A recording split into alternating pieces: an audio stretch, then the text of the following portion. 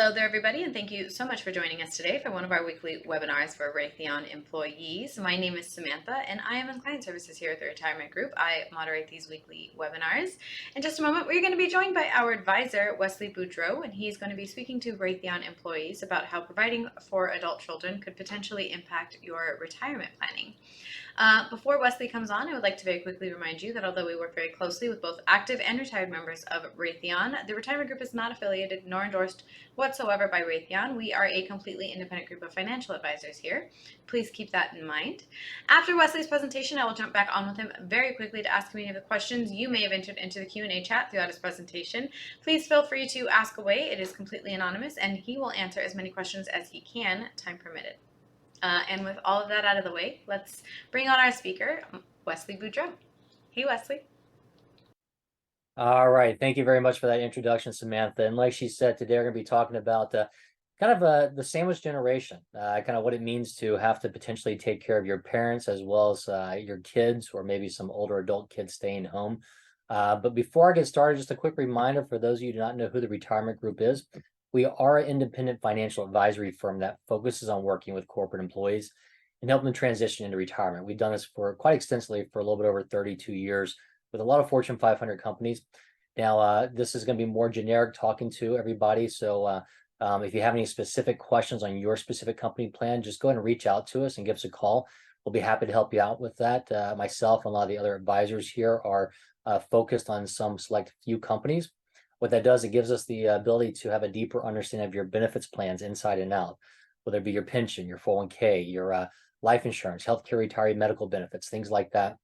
Should you have any personal questions on your specific benefits, don't hesitate to give us a call.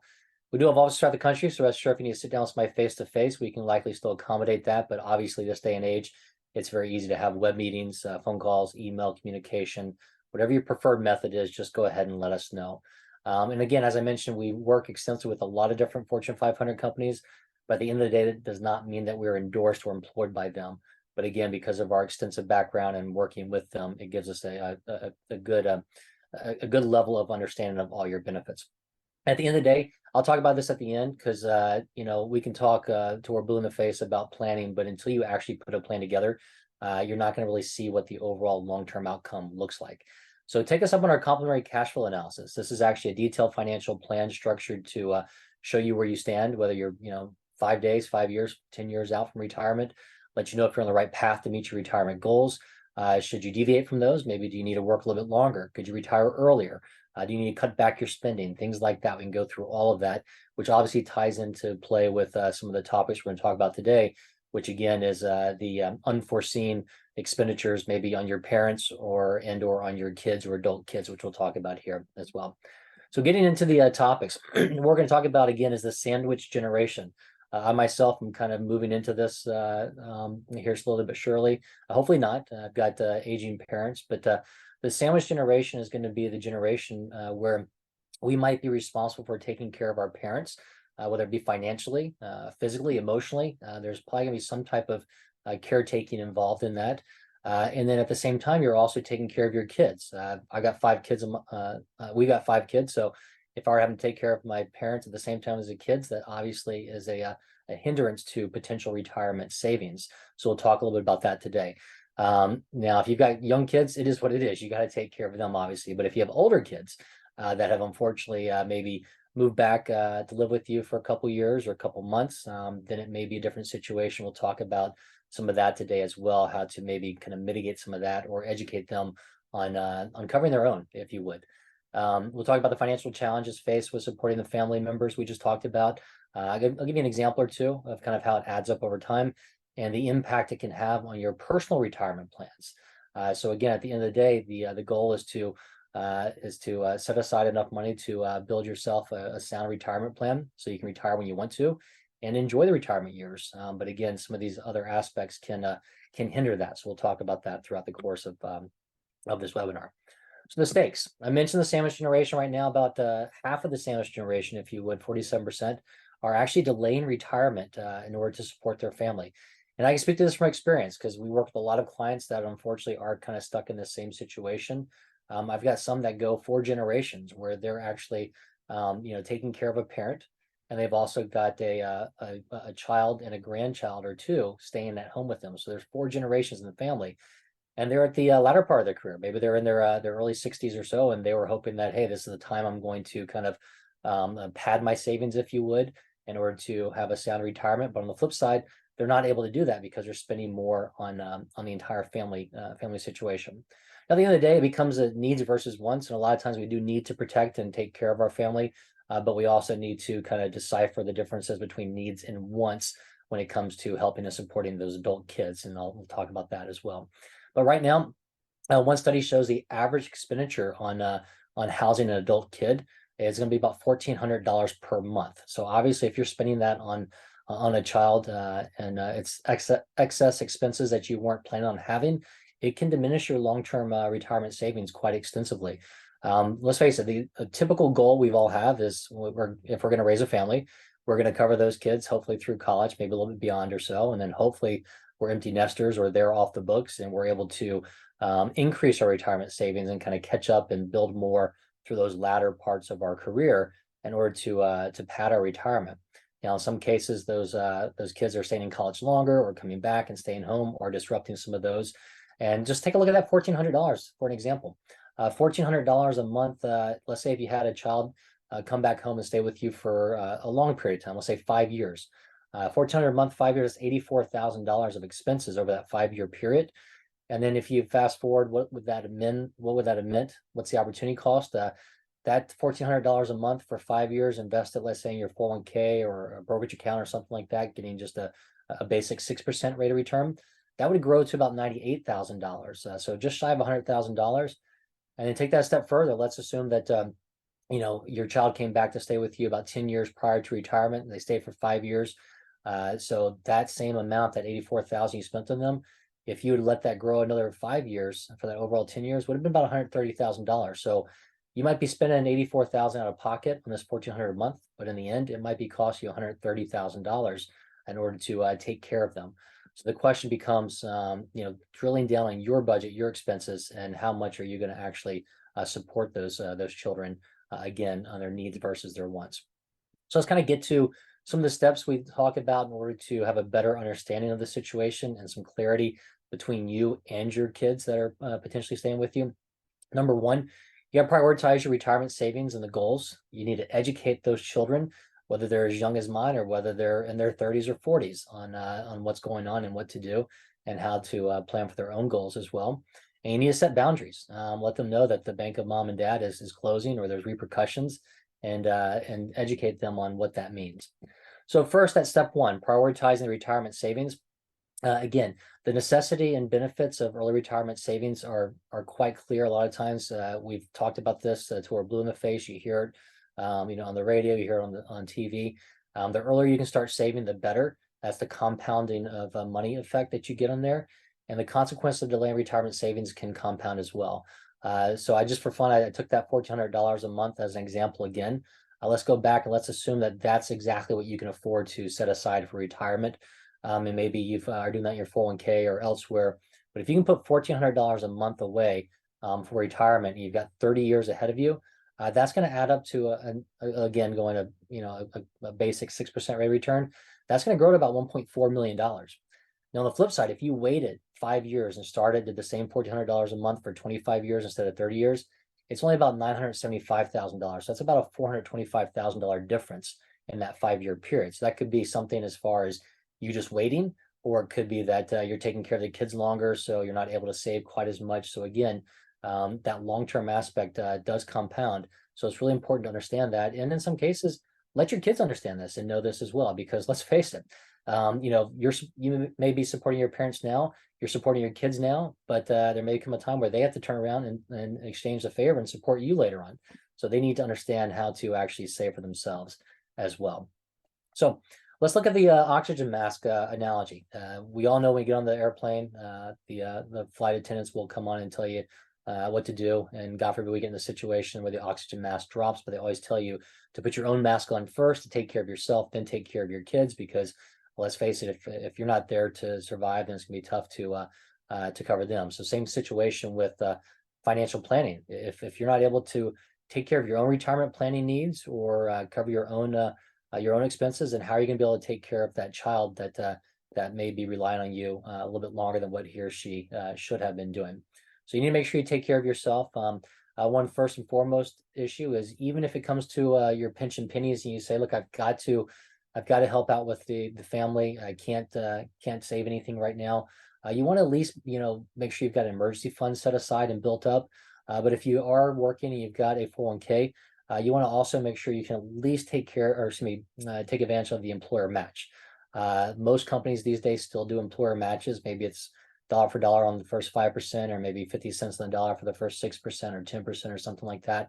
But whatever it is, it's free money. So let's assume your company was giving you 50 cents on the dollar for the first 6%. So you want to make sure you at least can put in 6% on your company contribution, on your contributions. That way you'll get 3% from the company. So right there at the minimum, you're getting 9% contributions, and that 6%, although it may sound like a lot, may not be that much in the end. Once you start doing it, you'll learn to live with it, and hopefully later on you'll be able to increase those contributions as well. Or hopefully sooner rather than later, those kids that may be staying home have found a job of their own, and you're able to increase that contribution as well. But again, you want to do this to help avoid financial strain in those golden years. Again, the entire plan is to plan for your retirement. For some of us, that may mean that we want to retire as soon as 55. For others, it may mean that we're working until 70, 75. So you got to figure out what your overall goal is, and determine, how do you get to that path, and then talk about how to manage some of these potential derailing aspects of the kids staying at home, or maybe helping out elderly parents as well. So as far as step 2, it's educate those children, whether it be me educating smaller kids, or whether it be somebody educating their 20-something that just graduated and can't find a job and is back at home. But the education comes early, and it comes often. But you need to educate them on financial responsibility and financial behaviors, because let's face it, unfortunately, our schools these days, media and social experience are not necessarily going to be that favorable towards savings and educating our children. We need to take control of that. Let them know that maybe they just got out of college and they're used to things being not free, but getting that credit card and getting a student loan to cover college. Let them know that student loans are not the same in real life. You're not going to be able to borrow your way out of retirement. Those student loans need to be repaid, and you need to actually save your own money for retirement. You can't just borrow from mom and dad or borrow from others in order to fund your retirement. You need to encourage that financial independence so they can do some of this on their own. And it could get as open as you telling them, what your specific situation is, letting them know, hey, here's where we are. We're not struggling, but the more you take from us, the more it could hinder our retirement planning. And hopefully they're not going to say, hey, we want mom and dad to work another 2 years just to help us out. So if they become more involved and understand what the overall family situation looks like, it may be more beneficial for them, and maybe they'll actually have some morality, and they'll work with you in order to help take care of themselves. Because let's face it, I'll go back to that $1,400 a month example again. If the kids staying homes cost you $1,400 a month, and maybe they've graduated and they're looking for the job they want, doesn't mean they can't go out and get a part-time job or do some work in the meantime. I wouldn't be bashful going and working at a fast food restaurant, or do anything, as long as I'm bringing money in to help my parents. So $1,400 a month, 40 hours a week, that's about, I think, $8.75 an hour. I think most places pay $8.75 or more an hour nowadays. So if you need to talk with them about getting a part-time job or getting a full-time job until they get the career they're looking for, have that conversation. Don't be afraid to decipher needs versus wants. I've had a conversation with a client last week, that's taking care of her adult daughter, and just kind of, fretting over the fact that, she's upset that, she wants everything organic, wants the Starbucks, and, is trying to, have things that she can't afford, and using her mother in order to cover some of the other costs to kind of supplement that. So again, have that deeper conversation, and make sure that the generation behind you understands wants versus needs. And don't be afraid to tell them, hey, the bank of mom and dad is closed. Or make sure that another option would be to chronicle everything, or have a ledger for everything you're spending on them. Let them see what they're asking you for, or maybe have them come to you every time they need something, so that way the more and more they're coming to you for smaller items, they'll start to discern the difference between do they really need something or not, and hopefully they can kind of see what type of pressure they may be putting on you. And even if there isn't pressure, still let them know, because they need to turn around and take care of themselves down the road as well. Some additional tips. You need to go ahead and diversify your income sources and planning for unexpected financial needs. So what do we mean by that is, I mentioned it before, first and foremost, you want to at least make sure you've got an emergency fund set aside, usually 3 to 6 months of expenses, because God forbid we're in this conversation, you're taking care of a family member, whether it be an older one or a younger one, and all of a sudden there's a layoff, because now that's exacerbated the problem. You want to make sure you do have some emergency funds set aside. Make sure you go through kind of a financial planning process, in which case you understand different sources of income in retirement, whether it be your Social Security, maybe you're lucky enough to have a pension that still pays out, maybe you're taking distributions from a 401k plan or brokerage account. We can go through all those with you, but ultimately by discussing that with the financial advisor is the best way to actually put that plan together. And right now, about 3/4 of Americans over 50 don't have a written plan. If you can spend about 10 to 15 minutes with us, we'll gather some data, put together that plan to let you know where you stand and show you how it looks, not just now, but the next 10, 20, 30, 40 years down the road, what your retirement picture may look like based upon your goals and your savings. Again, I mentioned we work with a lot of different companies. So if you have specific company questions, that's where this comes into play as well. Whether you're trying to determine, hey, should I take the pension as a lump sum or an annuity? Should I retire this quarter or next quarter? What do I do with my 401k? Is there NUA? We go through all those different options as well. But if you're simply looking at getting a financial plan together, even if you're younger, we can do that for you as well. And it may be something you can reference or share with your kids. Show them, hey, look, if I support you for another 2 years, it's going to cost me X, Y, Z in retirement. It means I have to work another year or cut back my expenses. We can go through that with you as well if you'd like some actual data to show them. So with that, I'm going to wrap it up, see if any questions came through. But before I do, a couple ways to get in touch with us again is info@theretirementgroup.com, or you can call us at 800-900-5867. There's also a couple QR codes up here. One is to get into our appointment calendars if you want to schedule a call with myself or one of the other advisors at the Retirement Group, as well as if you want to follow us on our LinkedIn page where you can get updates on webinars, or if you want to let us know your specific company, we'll get you updates on specific company information as we release that as well. So hopefully if that wasn't, I didn't chastise too many people, but at the end of the day, again, you've got to have those hard conversations and talk with your kids if you are supporting them. But with that being said, do we have any questions come through, Samantha? Yeah, Wesley, let's answer a couple questions. This first one, is there a tax break for taking care of my adult kids? Okay, yeah. So it depends upon if you have them as a dependent or not. So there's some different tax benefits for dependents, which are going to be, it's 18 and under, or 24 and under, still attending college at home. But the child tax credit, that's going to be for 17 and under. But there is actually it's called I'm not a tax advisor, but I think it's other dependent credit. It's something like that, dependent or credit for other dependents. And that can be a parent or an adult child, but it's based upon if you are supporting them, paying more than half of what their essential expenses are, or covering their needs. If they need a certain income threshold level and you meet an income threshold level, then you can get a $500 tax credit for them. So again, that can be a 27-year-old that's living back with you, or it could be an 85-year-old mother you're taking care of. And in some cases can be a non-family member as well. But to get into that, you might want to talk with your CPA or dig into it. But there is a small benefit, small help there. Alrighty, thank you. Next one. Where should I save for extra expenses related to my kids? Okay. Well, we mentioned before, you want to make sure at least you get that emergency fund set aside. Do that first and foremost. If you can take advantage of the company match, as we talked about before, in a 401k, if you have that, you want to do that as well, because that's free money. But as far as saving towards planning for kids' expenses, whether it be a young kid, most of us think that we got the day-to-day expenses. We hopefully are going to cover those. College is going to be a big one, so you can look at what's called a 529 plan, which is going to be a kind of like a Roth IRA, which you're able to save that towards their college expenses, but it grows tax-free. You could also save in a regular brokerage account for yourself. If you're saving for a child, there's what's called an UGMA or an UTMA, a Uniform Gift to Minor or Uniform Transfer to Minors account, I believe.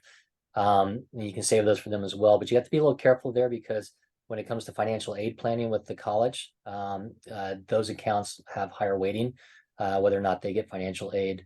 So that's for younger kids. If it's an older kids that are coming back, unfortunately, it's probably going to be, you pay as you go. But if you want to tell them, hey, look, you're coming back here. I'm only giving you 6 months.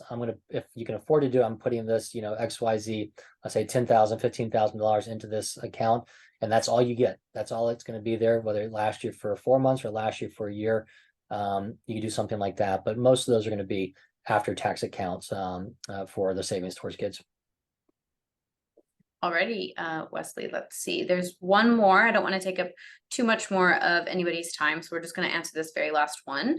How can I catch up if I'm behind on savings in my 401k? Yeah, so there's you can, obviously I mentioned you want to at least at a minimum take care of that company match, but that's not gonna cut it. You're gonna have to do more. So when you can afford to do so, whether it be younger or later in life, you can start increasing those contributions, whether it be to the 401k or whether it be elsewhere into just your regular savings or a brokerage account.